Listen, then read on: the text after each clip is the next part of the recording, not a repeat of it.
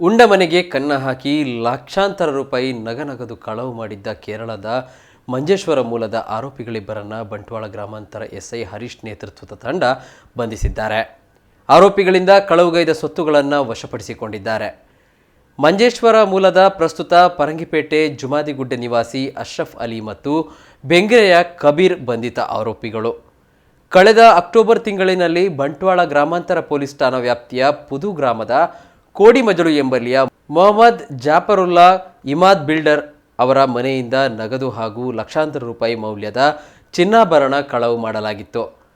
ಮೊಹಮ್ಮದ್ ಜಾಫರುಲ್ಲಾ ಅವರ ಜೊತೆಯಲ್ಲಿ ಸುಮಾರು 7-8 ತಿಂಗಳಿನಿಂದ ಕಟ್ಟಡ ಕಾಮಗಾರಿ ಸಹಾಯಕನಾಗಿದ್ದ ಅಶ್ರಫ್ ಅಲಿ ಎಂಬಾತ ಸುಮಾರು 4-5 ತಿಂಗಳುಗಳಿಂದ ಕಟ್ಟಡ ಕಾಮಗಾರಿಯ ಜೊತೆಗೆ ಅವರ ಮನೆ ಕೆಲಸಗಳನ್ನು ಕೂಡ ಮಾಡಿಕೊಂಡಿದ್ದ.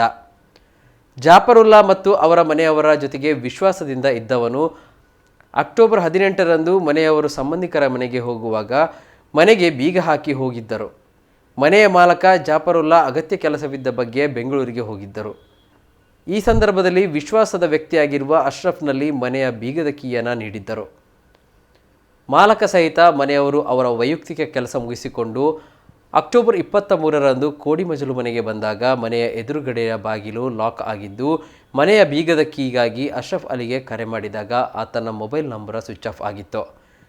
ಸಂಶಯಗೊಂಡ ಮನೆಯವರು ಹೊರಗಿನಿಂದ ಕಿಟಕಿ ಮೂಲಕ ಇಣುಕಿ ನೋಡಿದಾಗ ಬೆಡ್ರೂಮ್ನಲ್ಲಿರುವ ಕಪಾಟಿನ ಬಾಗಿಲು ತೆರೆದಿದ್ದು ಕಂಡುಬಂದು ಮನೆಯ ಒಳಗೆ ನೋಡಿದಾಗ ಮನೆಯ ರೂಮ್ಗಳಲ್ಲಿದ್ದ ಗೋದ್ರೇಜ್ ಕಪಾಟಿನಲ್ಲಿ ನಗದು ರೂಪಾಯಿ 2,75,000, 4,96,000 ಮೌಲ್ಯದ ಚಿನ್ನಾಭರಣಗಳನ್ನು ಕಳವು ಮಾಡಿಕೊಂಡು ಹೋದ ಬಗ್ಗೆ ಗಮನಕ್ಕೆ ಬಂದು ಬಳಿಕ ಗ್ರಾಮಾಂತರ ಪೊಲೀಸ್ ಠಾಣೆಯಲ್ಲಿ ದೂರು ದಾಖಲು ಮಾಡಲಾಗಿತ್ತು.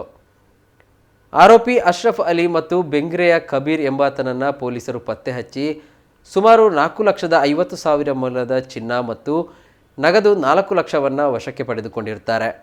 ವಶಪಡಿಸಿಕೊಂಡ ಸೊತ್ತುಗಳ ಒಟ್ಟು ಮೌಲ್ಯ 8,50,000 ರೂಪಾಯಿ ಆಗಿದೆ.